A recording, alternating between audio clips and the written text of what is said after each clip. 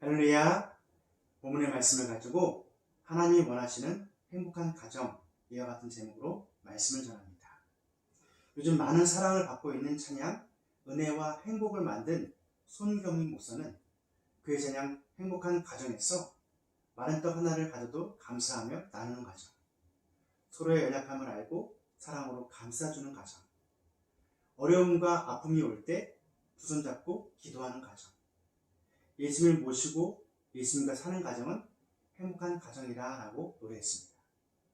여러분이 생각하는 행복한 가정은 어떤 가정인가요? 여러분은 가정에서 행복을 누리며 살고 계신가요? 행복한 가정은 많이 먹고 누리고 얻는 것이 아닌 예수님을 모시고 예수님과 함께 살아갈 때 가능합니다. 그리고 그 비결은 오늘 말씀처럼 우리를 만드시고 가정을 허락하신 하나님의 원리를 따르는 것입니다. 과연 행복한 가정을 세우기 위한 하나님의 원리는 무엇일까요? 첫째, 하나님이 원하시는 행복한 가정을 세우기 위해 부부의 관계를 잘 세워야 합니다. 최근 국제적으로 아프가니스탄을 점령한 탈레반의 여성 인권 문제가 큰 이슈로 떠오르고 있는데요. 탈레반 체제에서 여성은 부르카라는 옷으로 전신을 가려야 하고 직장도 여행도 의료 혜택도 받을 수 없습니다. 심지어 남편 없이는 밖에도 나갈 수 없습니다. 평생 남편에게 종속되어 살아야 합니다. 이와 같은 모습은 하나님이 원하시는 부부의 관계가 아닙니다. 미국 교회 사모이자 대학 교수인 이기복 교수는 그의 책 예비부부와 기혼부부를 위한 결혼 코칭에서 부부는 인생의 높은 산을 같이 등반하는 동행자로서 동행자가 넘어지고 주저앉았을 때 나머지 사람이 손을 잡아 일으킬 수 있다라고 말합니다. 오늘 본문에서 하나님은 먼저 아내가 남편에게 복종하라고 말씀하십니다. 또 남편은 그리스도께서 교회를 사랑하시는 것처럼 아내를 사랑하라고 말씀하십니다. 아내가 남편에게 복종하는 것은 남편을 존중하는 것입니다. 특히 가족과 사람들 앞에서 남편을 존중해 주어야 합니다. 남편의 말과 행동을 존중하고 칭찬한다면 남편 역시 아내를 더욱 사랑하게 될 것입니다.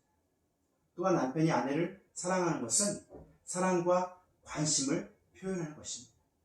아내의 삶을 이해하고 또 대화를 하고 공감해 주는 것입니다. 그럴 때 부부는 하나 되고 기쁨과 행복을 누릴 수 있습니다.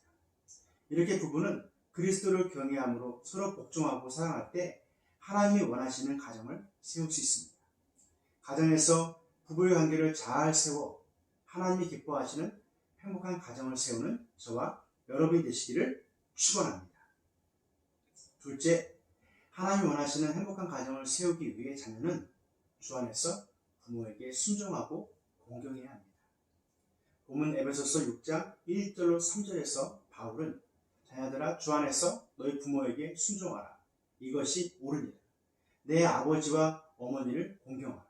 이것은 약속에 있는 첫 계명이니 이것은 내가 잘되고 땅에서 장수하리라 라고 권면합니다.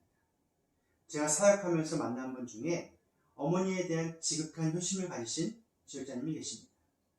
어머니가 90이 넘어 요양병원에 계시는데 그것이 그렇게 마음에 걸려서 속상해하셨습니다. 다른 가족들은 이제 할 만큼 했으니 그만해도 된다고 하지만 지역자님은 나중에 후회하고 싶지 않다고 하시면서 요양보호사를 따서 어머니를 모셔야겠다고 하셨습니다. 진정한 부모 공경이 무엇인지 우리에게 가르쳐주고 있습니다. 이처럼 부모를 공경하고 그 뜻에 순종하는 것은 자녀의 가장 기본적인 자세이며 도리입니다. 내가 하나님을 얼마나 진정으로 사랑하는지는 육신의 부모에게 순종하며 섬기는 모습으로 점검할 수 있습니다.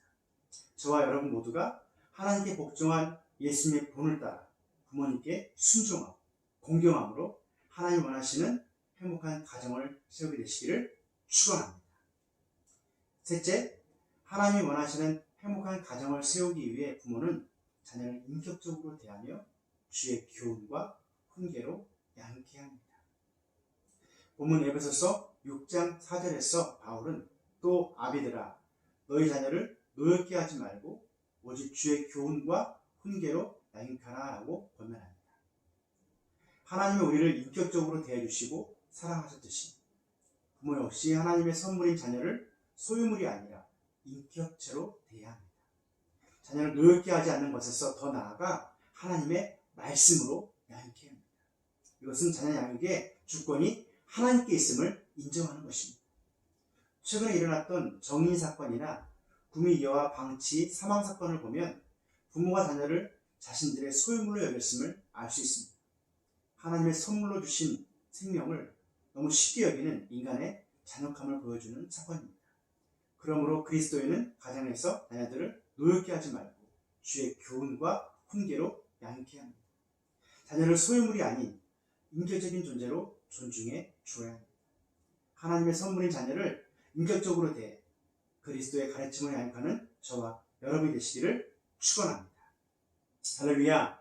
말씀을 정리하겠습니다. 여러분의 가정은 행복하십니까?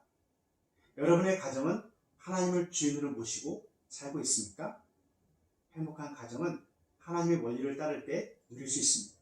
먼저 하나님이 원하시는 행복한 가정을 세우기 위해 부부는 서로 복종하고 사랑해야 합니다. 또한 자녀는 주 안에서 부모에게 순종하고 공경해야 합니다. 그리고 부모는 자녀를 인격적으로 대하며 주의 교훈과 훈계로 양육해야 합니다.